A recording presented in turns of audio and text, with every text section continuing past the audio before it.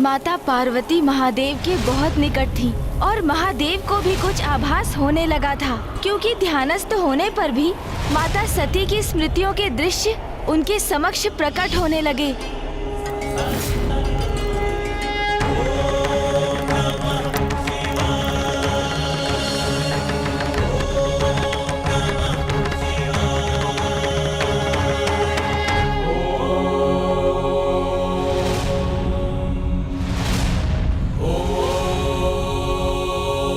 प्रतीत होता है कि महायोगी इसी गुफा में स्थित हैं।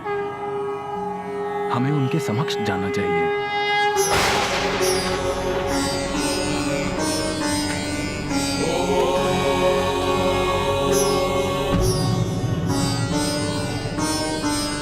आओ पुत्री।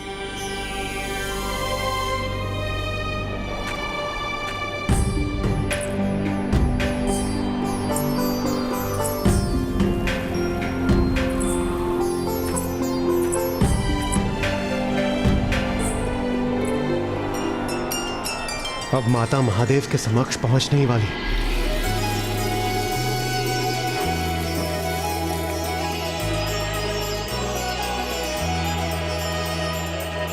पल पल बढ़े ताप ही उमा का, शिव से करने चली मिला। अनुपम ये संयोग अनोखा, होगा अब ये पुनर्मिला। व्याकुल हृदय और नैना, पार्वती शिव मिलेंगे आज। होगा मंगल पल वो लौकिक, पार्वती शिव मिलेंगे आज। पार्वती शिव मिलेंगे आज।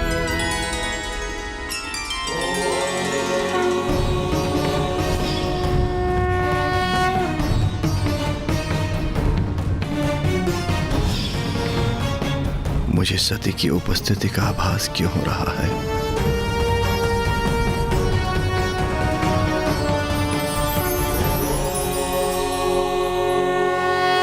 प्रणाम प्रभु, प्रणाम प्रभु, प्रणाम प्रभु।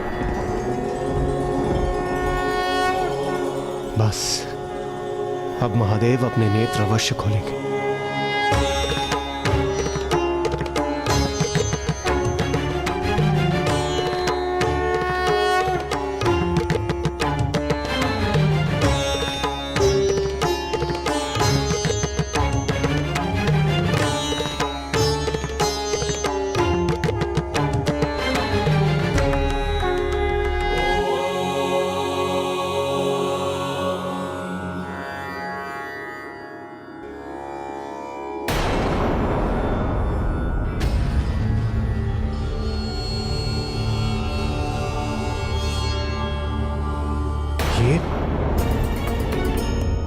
महादेव ने अपने नेत्र बंद क्यों कर लिए? तो क्या महादेव ने देवी पार्वती को देखा ही नहीं? किंतु माता पार्वती तो वहीं थी उनके समक्ष, फिर महादेव की दृष्टि उन पर कैसे नहीं गई? क्योंकि उनके समक्ष होने पर भी महादेव के लिए तो माता अदृश्य ही थी। अदृश्य ही थी अर्थात?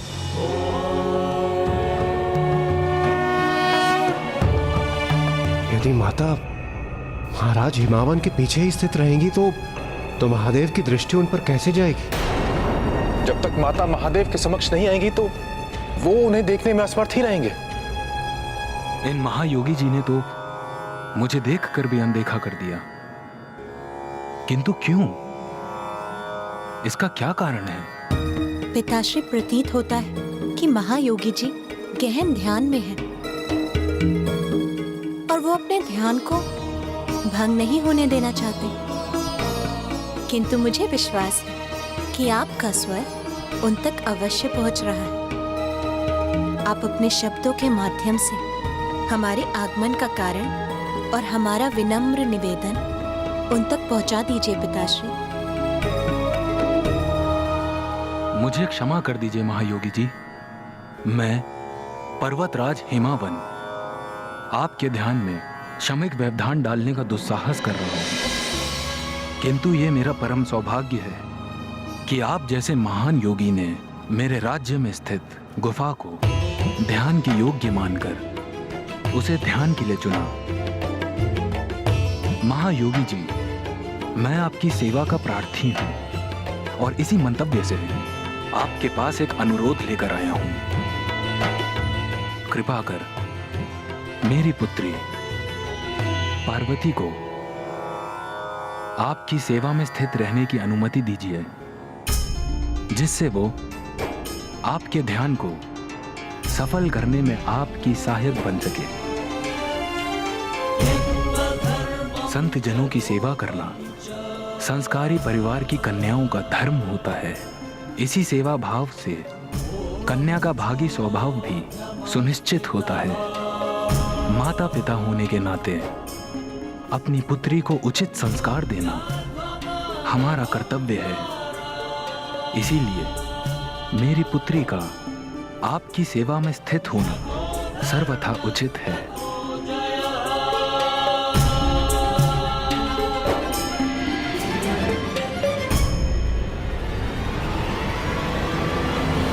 नाथ, महादेव महाराज हिमावन के वचनों को सुनकर भी उन्हें अनसुना क्यों कर रहे हैं?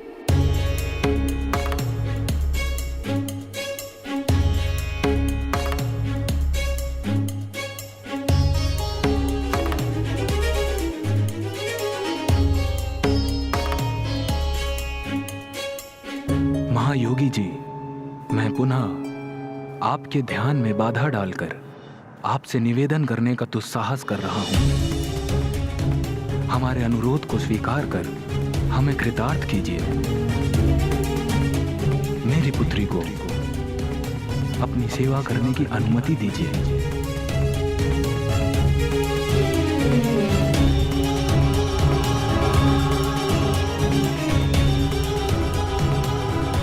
हमारी भी विनती सुनिए महादेव, अपने नेत्र खोलिए और माता को स्वीकार कीजिए प्रभु।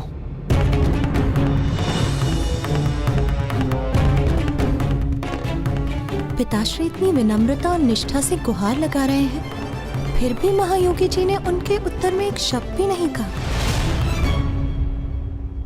महायोगी जी, पिताश्री,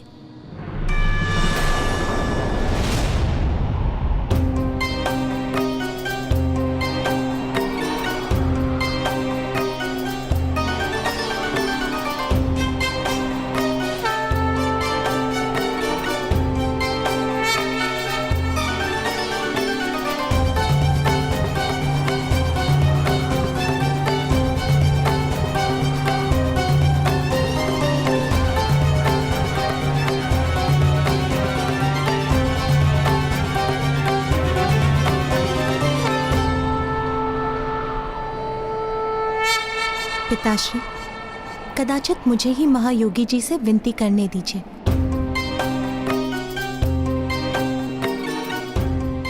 कदाचित यही उचित होगा। जब माता महादेव से कुछ कहेंगी तो महादेव उनका स्वर पहचान लेंगे और उन्हें अपनी दृष्टि से देखने के लिए अपने नेत्र खोलेंगे।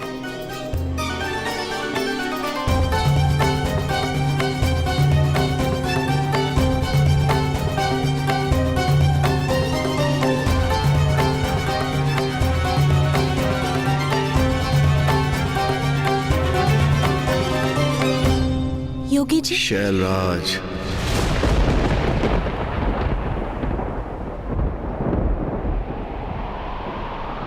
ये स्वर इतना चिर परिचित क्यों लग रहा है? ये स्वर मुझे जैसे ये तो मेरे कण कण में, मेरे रोम रोम में बसा हुआ है। कौन है ये महायोगी और इनसे क्या संबंध है मेरा?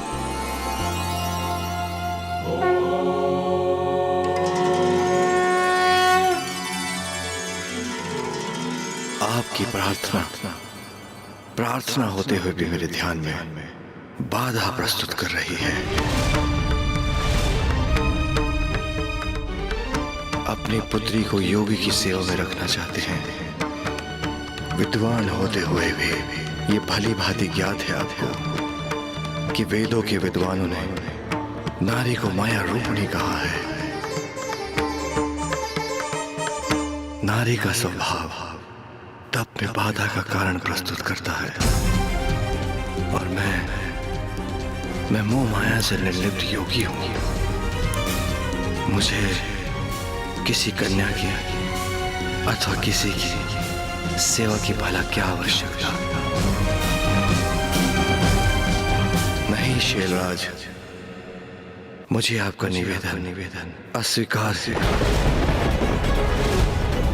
ले जाइए अपनी कन्या को, क्योंकि नारी की उपस्थिति वैराग्य को भंग करती है।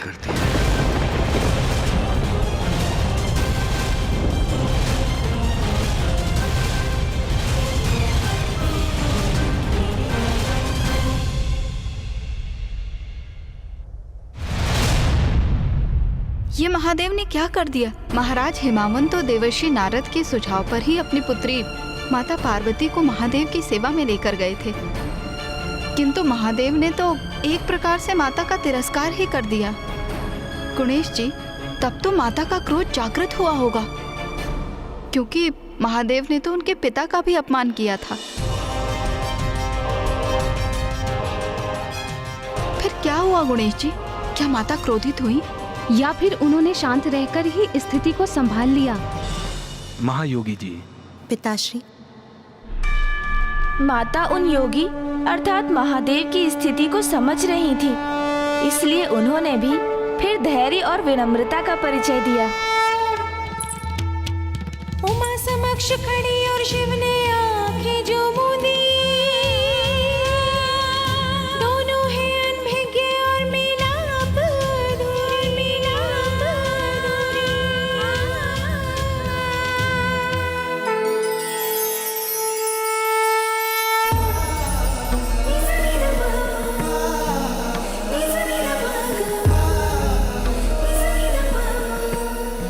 महादेव तो विरक्ति की अवस्था में है। वो इस समय किसी को भी अपने निकट नहीं आने देंगे। देवी सती के शोक में महादेव भाव शून्य हो गए हैं। शक्ति से वंचित होकर शिव शव हो गए हैं।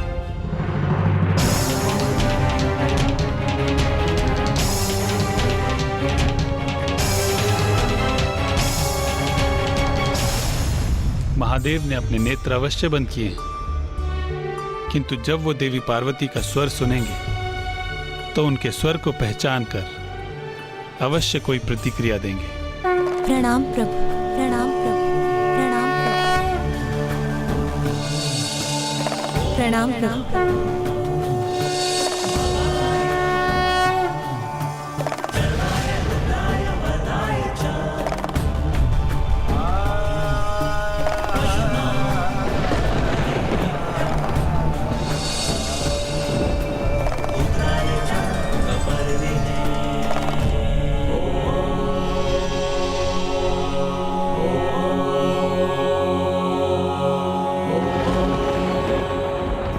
ये क्या?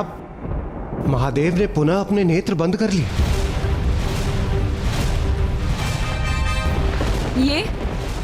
ये क्या हुआ नाथ? ये तो मेरी समझ से ही परे है।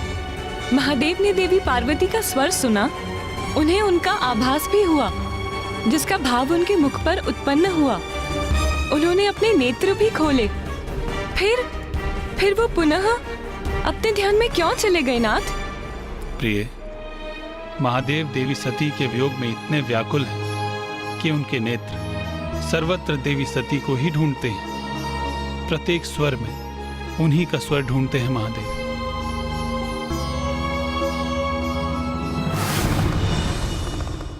बहन पार्वती का स्वर सुन के उन्होंने अपने नेत्र भी खोले, किंतु वो बहन पार्वती की मुखाकृति को नहीं देख सके।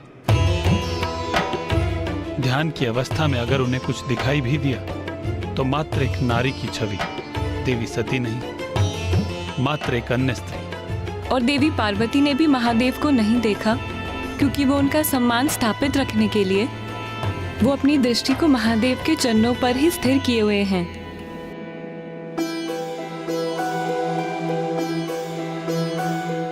पिताश्री, आप महायोगी जी को ये कहने की कृपा करें कि जिनका हृदय योग की गहराई में इतना लीन हो, उन पर किसी पुरुष, स्त्री या किसी अन्य के निकट होने का क्या प्रभाव हो सकता है?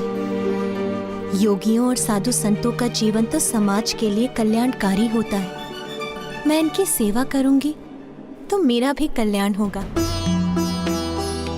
और मैं वचन देती हूँ कि मैं अपने कारण इनके ध्यान में कोई व्यवधान नहीं आने दूंगी। यहाँ की शांति भंग किए बिना बड़ी तन्मयता से इनकी सेवा करूंगी।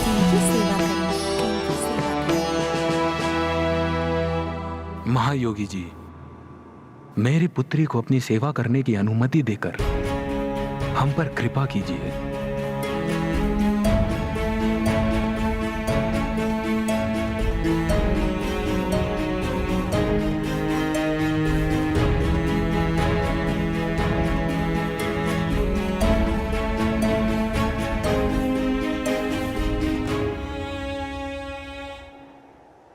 उचित है शैलराज, जैसी आपकी इच्छा। शैलराज, मैं आपकी पुत्री को अपनी सेवा में स्वीकार करता हूं।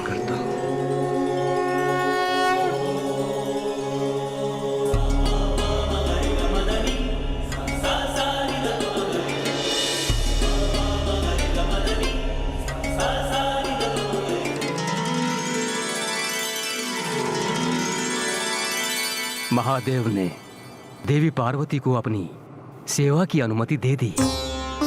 अब तो यही आशा है कि इस अवधि में दोनों परस्पर दर्शन प्राप्त करें।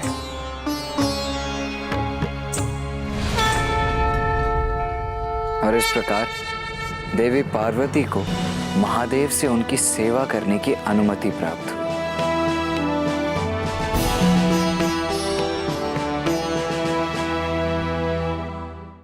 एक और हिमालय की गोद में माता पार्वती ने अपने जीवन के ध्येय अर्थात महादेव का सानिध्य प्राप्त करने हेतु अपनी यात्रा आरंभ की थी। सूरज चमके माथे पर कुमकुम का मंगल टीका, ऐसी शोभा देख के सृष्टि का लगता रंग फीका। ईशों के जोड़े में सजा रे प्रकृति की सारी ऊर्जा, कब से कैलाशपति की पार्वती है गिरिजा। वहीं दूसरी ओर अट्टासुर अपना लक्ष्य पूरा करने को तत्पर था, जिससे वो शीघ्र तारकासुर तक पहुंचे और उसे माता पार्वती की सूचना देकर सावधान कर सके। और तारकासुर माता पर कोई नया आक्रमण कर अपने उद्देश्य की पूर्ति कर सके। महाराज का राजभवन अब निकट है। अब शीघ्र उनके समक्ष पहुंचूंगा मैं, उन्हें ये सूचना दूंगा।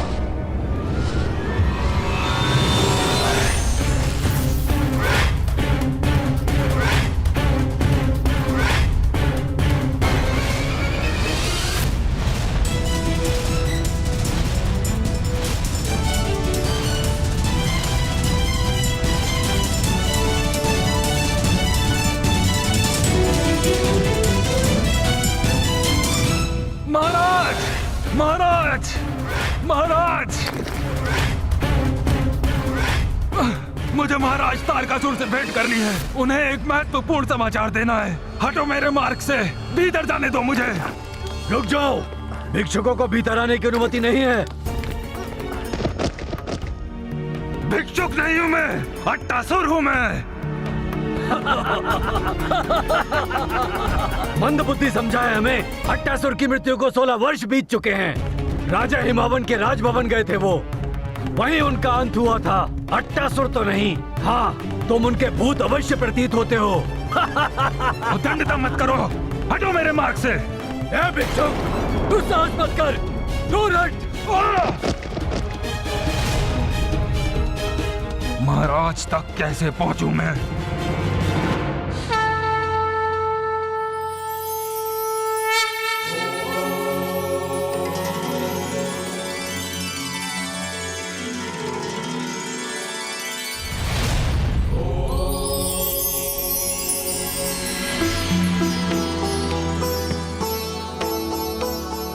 माता पार्वती अब महादेव के सानिध्य में थी और उन्हें बार बार बीते समय का आभास भी हो रहा था। किंतु अब भी जगत पिता महादेव और माता आदि शक्ति एक दूसरे के लिए पूर्णतया अनभिज्ञ एवं अपरिचित थे।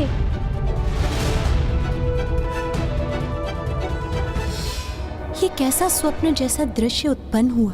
ऐसा प्रतीत हुआ मुझे जैसे किसी बीते हुए समय की पुनरावृत्ति हुई है। एक ओर माता पार्वती महादेव की सेवा में लीन थी और दूसरी ओर महादेव अपने ध्यान में। इसी प्रकार दिवस पर दिवस बीतते जा रहे थे। किंतु वहीं दूसरी ओर वो अट्टासुर तारकासुर के पास पहुंचने के लिए निरंतर प्रयास कर रहा था। महाराज, महाराज, महाराज! दूर हटो दुष्ट! ये ऐसे नहीं मानेगा।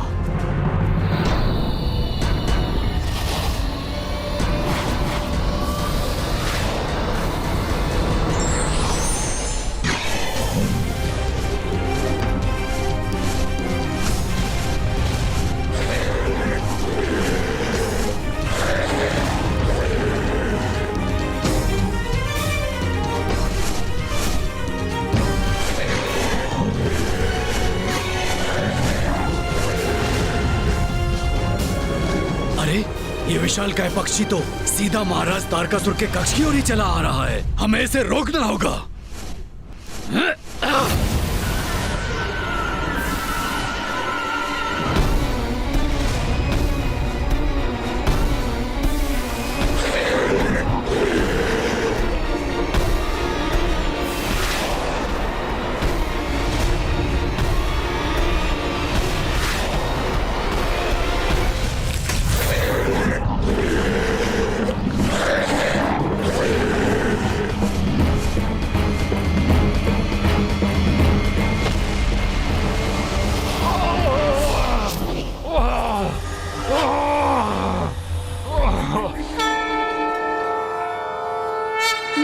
अट्टासुर अपनी सूचना तारकासुर को दे पा रहा था और ना ही इधर माता पार्वती एवं महादेव एक दूसरे से परिचित ही हो पा रहे थे। इसी प्रकार दिवस पर दिवस बीतते जा रहे थे। देवताओं की अधीरता बढ़ती ही जा रही थी और साथ ही वो दिन प्रतिदिन शक्तिहीन होते जा रहे थे। शक्तिहीन हो रहे थे देवता? हाँ, क्योंकि तारकासुर ने यज्ञ में तारकाय नमः स्वाहा का उच्चारण अनिवार्य कर दिया था और अब यज्ञ में उसके नाम की आहुति दी जाने लगी थी।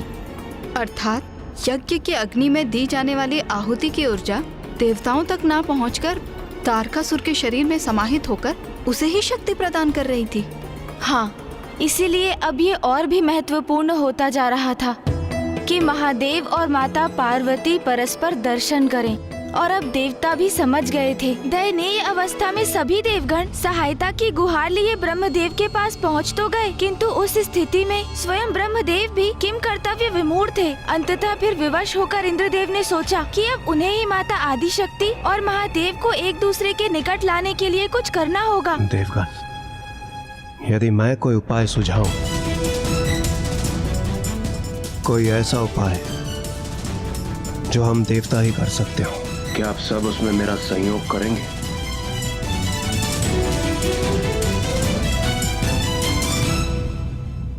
देवराज, क्या करना चाहते हैं आप?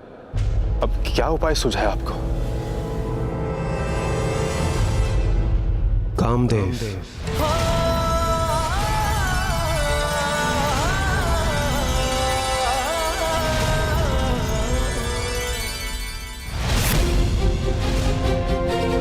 महादेव के मन में देवी आदि शक्ति के प्रति आकर्षण उत्पन्न करना ही अंतिम उपाय। महाराज, यदि आपके मन में कोई जिज्ञासा उत्पन्न हो रही है तो उसे शांत कर लीजिए। देवराज इंद्र की ये योजना कामदेव का आवाहन करने की, क्या ये उचित था? हाँ ब्राह्मण देवता, माता तो वही महादेव की सेवा में उनके निकट थी, तो कभी न कभी ऐसी स्थिति अवश्य उत्पन्न होती जब महादेव अपने नेत्र खोलते और उनकी दृष्टि माता पार्वती पर जाती। पर्वतराज हिमावन के परिवार में माता शैलपुत्री के रूप में माता आदिशक्ति के जन्म की प्रतीक्षा तो देवतागण ने बड़े धीरज के साथ की थी। ये भी तो एक लीला ही थी कि महादेव स्वयं हिमालय की एक गुफा में समाधि में लीन थे। अर्थात सभी कुछ एक दिव्य योजना के अनुरूप होता ही प्रतीत हो रहा था। अब अवश्य वो पल आने ही वाला था, तो देवराज इतने उतावले क्यों हो गए थे? माता, महाराज, यही तो परीक्षा है। जब सब कुशल हो तो धर्म के पथ पर स्थिर रहना सरल होता है, किंतु ईश्वर के प्रति श्रद्धा और विश्वास की परीक्षा तो संकट के समय ही होती है। देवराज इंद्र का धैर्य चूक गया था। जहां ब्रह्मदेव और नारायण को यह अटल विश्वास था कि दिव्य योजना के अनुसार ही इस संकट का निवारण संभव है, वहीं देवराज इंद्र धीरज खोकर शीघ्रता करना चाहते थे, और यही उनकी परीक्षा भी थी जिसमें वो विफल हुए। कामदेव, वायुदेव, धीमे स्वर में बोलिए। हाँ, कामदेव ही हमारी सहायता कर सकते हैं। तो स्पष्ट कहिए देवराज, कि आपकी योजना क्या है? वायुदेव, महादेव इस समय भाव शून्य में है। संसार से विरक्त है वो। उनकी किसी के भी प्रति कोई भी आसक्ति नहीं है। इसलिए हमें उनकी विरक्ति की भावना को दूर करने के लिए आसक्ति जागृत करनी होगी, और उनके भीतर आसक्ति की भावना तभी प्रकट होगी जब उनके हृदय में प्रेम, अनुराग और काम की भावना जागृत होगी। तभी तो वो माता पार्वती के प्रति आकर्षित होंगे।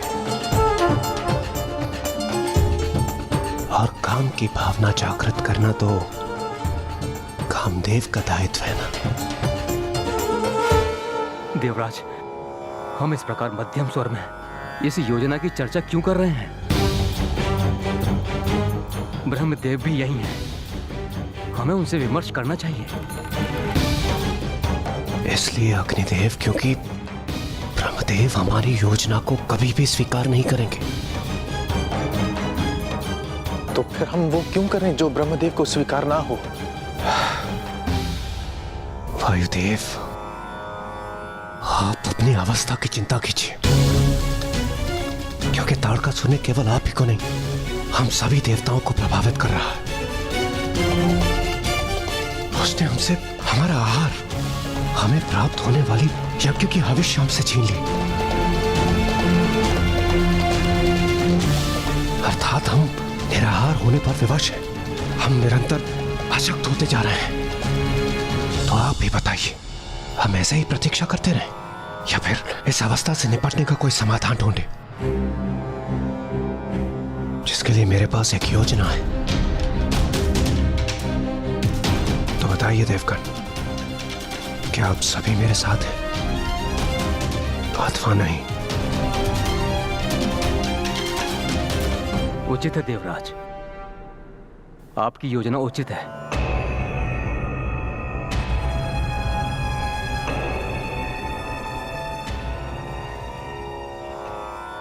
कामदेव,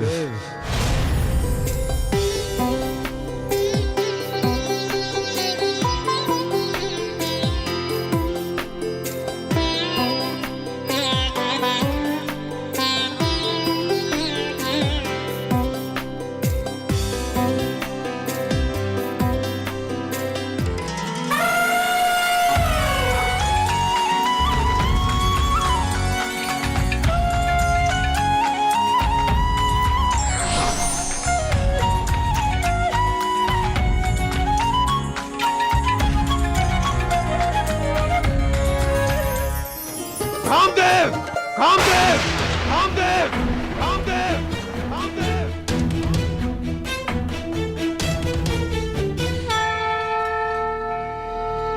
तो देवराज इंद्र कामदेव के निकट पहुंच ही गए। हाँ माता, मुझे देवी रति की वेदना से पूर्ण सहानुभूति है। उन्हें पूर्वाभास हो रहा था कि कुछ अनिष्ट घटने वाला है। हाँ माता, किंतु जो होने वाला था उसका तो देवी रति और कामदेव को अनुमान भी नहीं था। इंद्रदेव तो समुचित तैयारियों से वहां पहुंचे थे।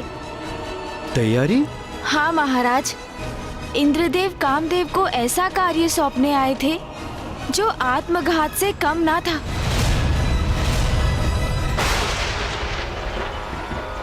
प्रणाम देवराजेंद्र।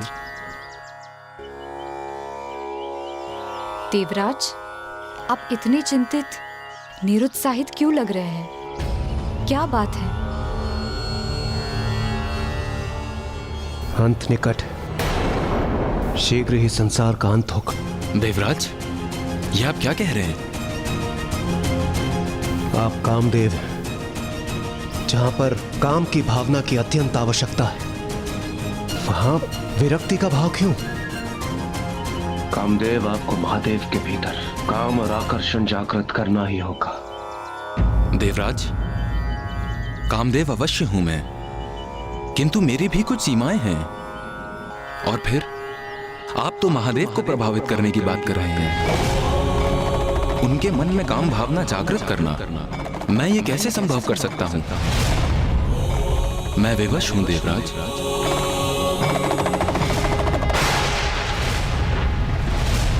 कामदेव ने मना कर दिया, तो क्या इसका अर्थ यही हुआ कि संकट टल गया था गुणेश जी? संकट अभी टला नहीं था, अपितु ये तो एक बहुत बड़े महासंकट का आरंभ था।